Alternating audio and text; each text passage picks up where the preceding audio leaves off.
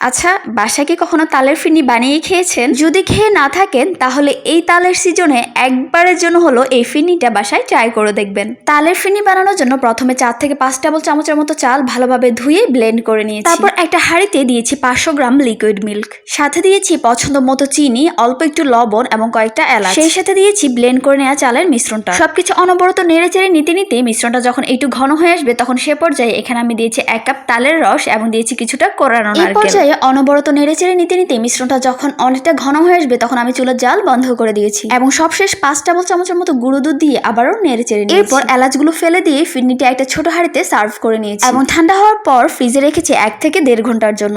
1 থেকে 1.5 ঘন্টা পর বের করে নিয়ে কিছুটা বাদাম দিয়ে এটা আমি ডেকোরেশন করে ঠান্ডা হওয়ার পর তালের এই ফিরনিটা যখন আপনি একটু মুখে দিবেন তখন মনে হবে যেন এই ফিরনিটা আপনি বারবার বানিয়ে খান। তালের এই ফিরনিটা খুবই মজার। যাই হোক, আজ আর কথা বাড়াচ্ছি না, সবাই ভালো থাকবেন, আল্লাহ হাফেজ।